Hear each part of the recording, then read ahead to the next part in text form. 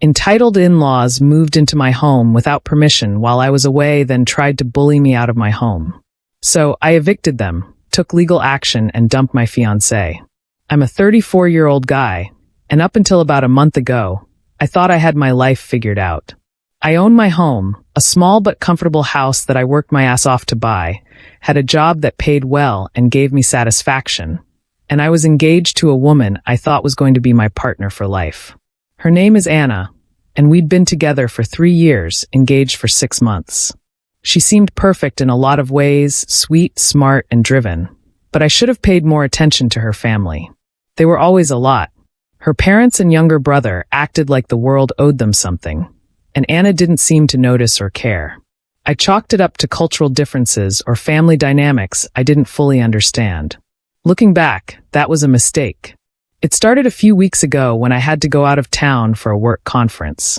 10 days, not a huge deal.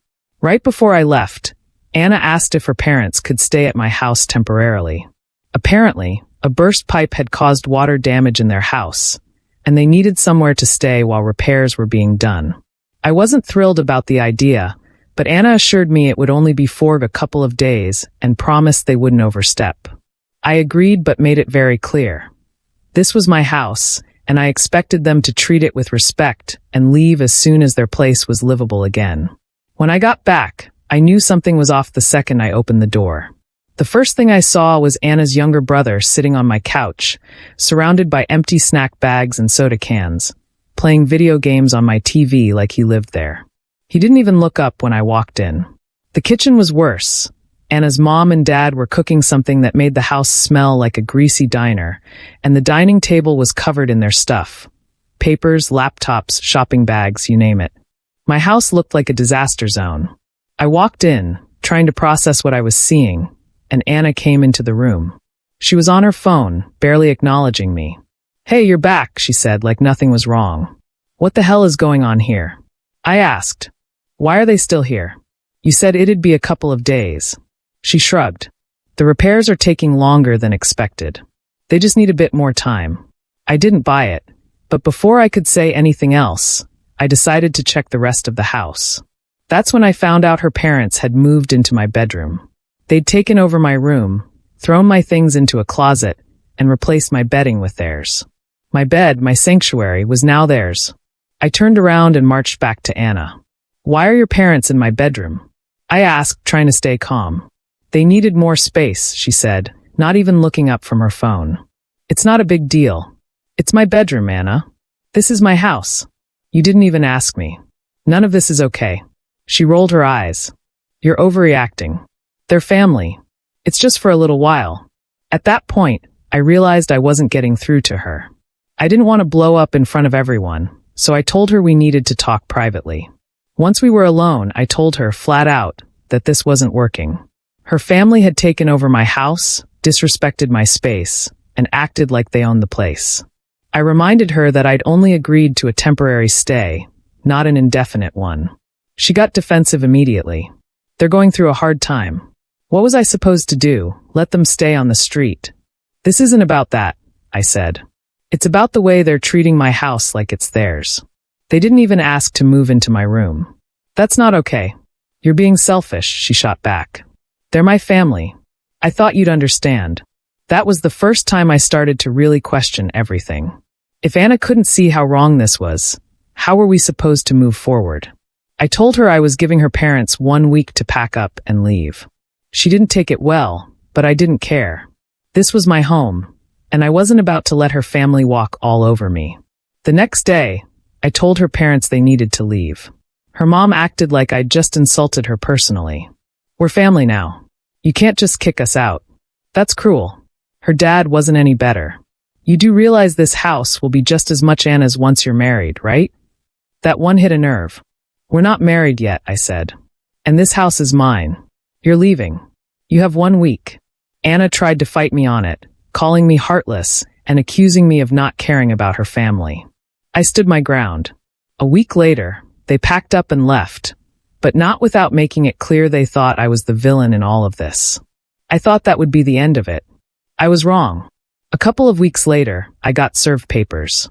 Anna's parents had filed a claim against me, arguing that Anna had a common-law marital claim to the house. They said she'd contributed to the household by helping with groceries and decorations, and therefore she had partial ownership of the property. I couldn't believe it. They were really trying to steal my house. I hired a lawyer and gathered every piece of evidence I could to prove their claim was nonsense. Anna had never contributed financially to the house. Everything was in my name. After weeks of back and forth, the court dismissed the case, but not before I filed a counterclaim for legal fees. I won, and they had to pay me $2,000 in damages. Watching their faces as they handed over that check was satisfying, but I knew they weren't done yet. After the legal battle, I thought Anna's parents would back off, but instead they doubled down. About a week after the court decision, a man showed up at my door claiming to be a contractor. He said he'd been sent by Anna's dad to inspect my house for serious structural issues. I was immediately suspicious. I hadn't hired anyone, and Anna's dad hadn't mentioned anything about this before. I let the guy do his thing, but it became clear he wasn't here to help. He walked around pointing at random cracks and spots in the walls, saying things like, "Yeah, this looks bad, and this could be dangerous if it's not fixed soon." When he left, Anna's dad called me. He acted like he was doing me a favor. "Hey, I heard the inspection didn't go well," he said. "You might want to sell the house before it becomes a money pit. I know a guy who can make you a cash offer." I hung up. I wasn't about to let this guy scam me into selling my house.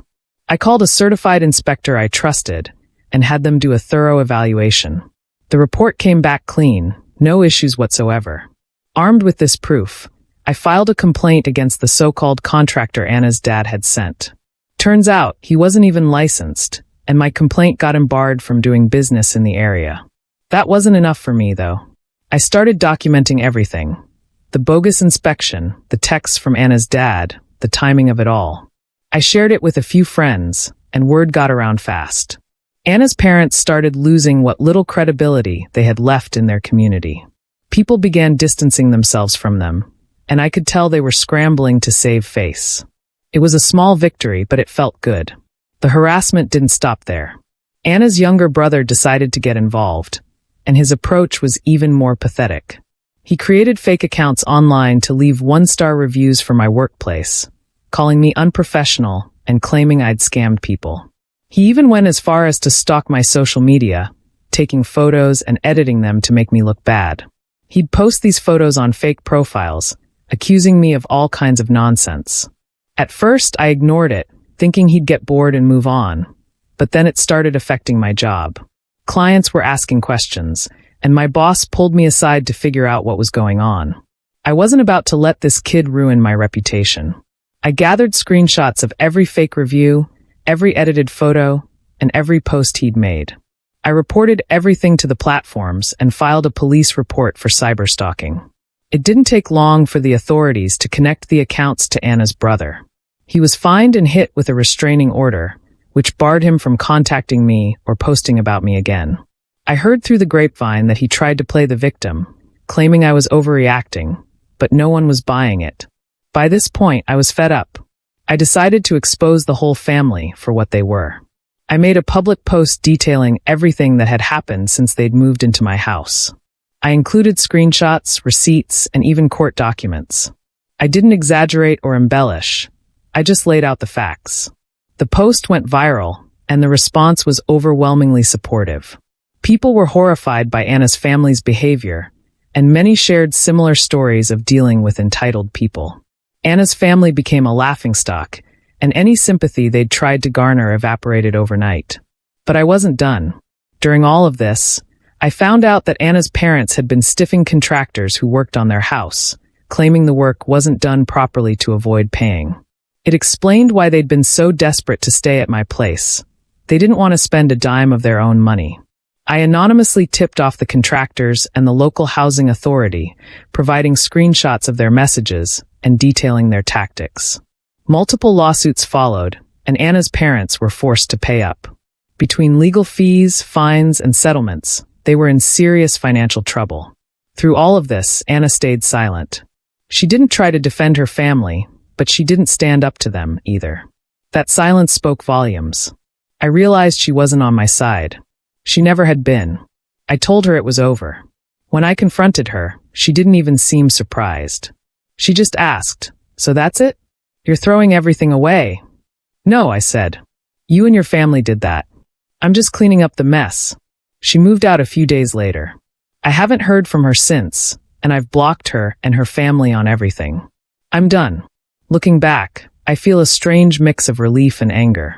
I'm relieved to have my life back, but I'm angry at myself for not seeing the red flags sooner. Anna's family thought they could walk all over me, but they underestimated me. I fought back and I won. My house is mine again, and my life is finally peaceful. If there's one thing I've learned, it's this: set boundaries and stick to them. People like Anna's family will push and push until you push back. And when you do, they crumble.